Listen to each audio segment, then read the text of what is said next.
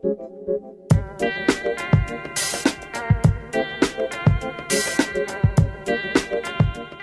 nuestro programa seguimos con la última parte de esta entrevista que le hicimos al doctor Mario Francisco Mengarelli sobre el dolor de pecho. En la edición anterior hablábamos del dolor de pecho relacionado con lo coronario, con el órgano en sí. En esta ocasión vamos a tratar el dolor de pecho relacionado con la angustia, con los ataques de pánico, cómo diferencia un médico cardiólogo como es el doctor Mengarelli cuando esto sucede, cómo nosotros podemos darnos cuenta de que no es un dolor relacionado justamente al corazón. Lo escuchamos entonces. Dolor de pecho y angustia, ataque de pánico, situación de uno siente terror, asfixia. Lo escuchamos.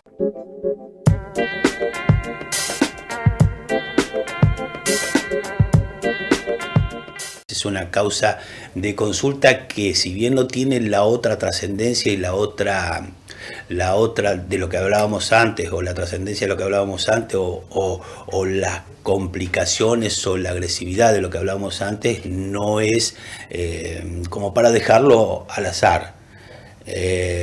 Esto es un cuadro que, en cierta manera, cada uno de nosotros hemos pasado por una situación de estrés o de miedo o de temor, ya sea por una enfermedad que hemos padecido o que hemos requerido, una consulta medianamente urgente de algún médico, o bien algún familiar que ha tenido eso y nos ha generado un tipo de temor. ¿Qué es lo que sucede cuando nosotros tenemos un temor? Generalmente nosotros en la corteza cerebral, los seres humanos, tenemos en el lóbulo temporal la amígdala.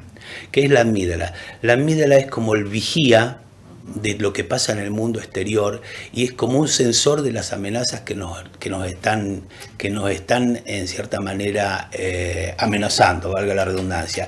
Y ante esa amenaza, la amígdala libera unos determinados sensores, se ponen en marcha sensores y se liberan unas determinadas alertas.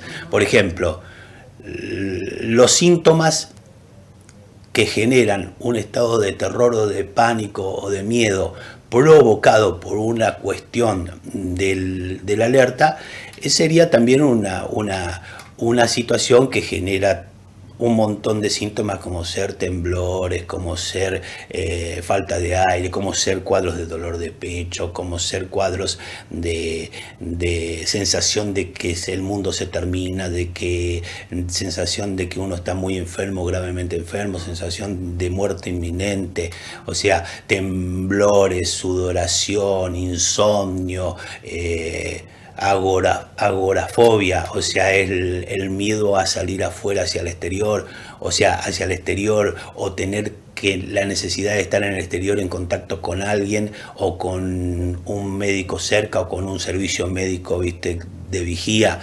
O sea, todo ese tipo de situaciones generalmente que ocurren en el sujeto normal con el funcionamiento del lóbulo temporal y la amígdala en un sistema de vigía y de alerta, generalmente en el pánico se libera los mismos estados de alerta, pero sin ese estado de amenaza. O sea, figura en el subconsciente de uno la amenaza, no sabe cuál, no sabe por qué, no sabe cuál es el compromiso que está afectando, cuál es el mecanismo gatillo, pero el paciente se siente con miedo y amenazado. Eso genera lo que se conoce como pánico. Y el pánico genera todos estos síntomas, y esos síntomas están como inventados, pero son reales.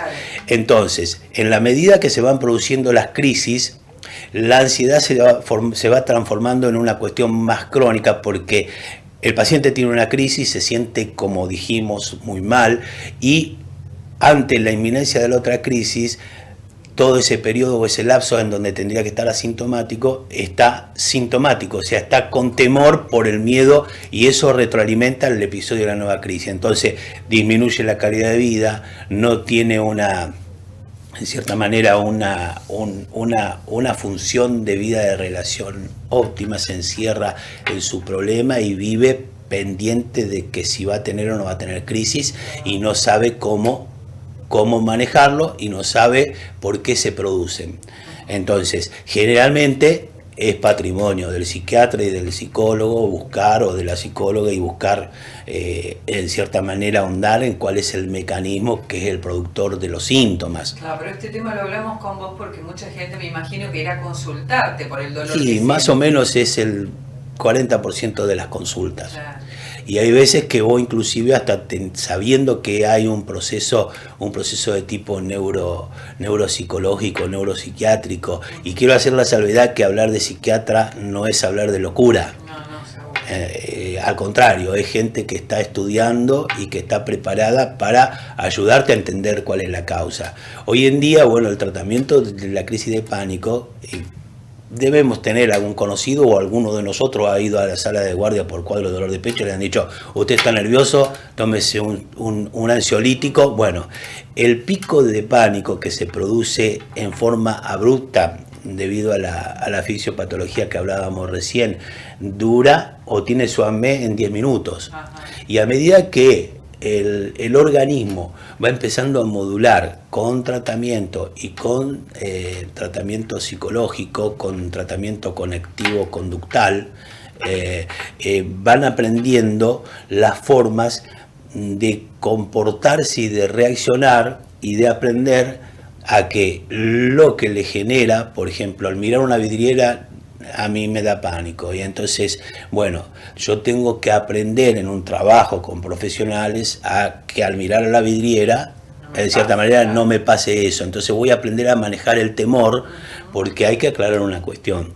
Cuando el pánico no está asociado a problemas coronarios, a veces coexisten las dos enfermedades, porque para colmo los factores de riesgo del que tiene este síndrome neuropsiquiátrico y el que tiene el síndrome coronario, a veces los factores de riesgo son concordantes. El paciente fuma, el paciente se alimenta mal, el paciente tiene colesterol, está excedido de peso, hace sedentarismo, duerme mal. O sea, todo ese tipo de cuestiones que se interrelacionan, si vos lo podés descartar, y bueno, el tratamiento en la crisis aguda con ansiolíticos y en la crisis preventiva con antidepresivos, que van a hacer evitar que se recapture los dos mediadores químicos que se liberan en forma espontánea de esa amígdala en el lóbulo temporal para generar todos los síntomas que referíamos antes en el pánico, como ser, por ejemplo, la serotonina y la noradrenalina. Esos elementos que son mediadores químicos que también sirven para aumentarte la presión, para aumentarte la frecuencia cardíaca, para generarte, nerviosismo, insomnio, y todos los síntomas se concurren con esas dos sustancias. Entonces, haciendo un electrocardiograma, haciendo una buena historia clínica, no teniendo factores de riesgo cardiovascular, no teniendo antecedentes cardíacos en familiares que hayan tenido enfermedad aguda o muerte aguda, evidentemente vamos a acercarnos al síndrome neurológico, que es una causa de dolor cardíaco atípico. Entonces, dolor cardíaco atípico o dolor cardíaco no cardiogénico, digamos, y dolor cardíaco coronario. Entonces, los dos tienen igual trascendencia. Uno puede ser manejado en forma ambulatoria, pero no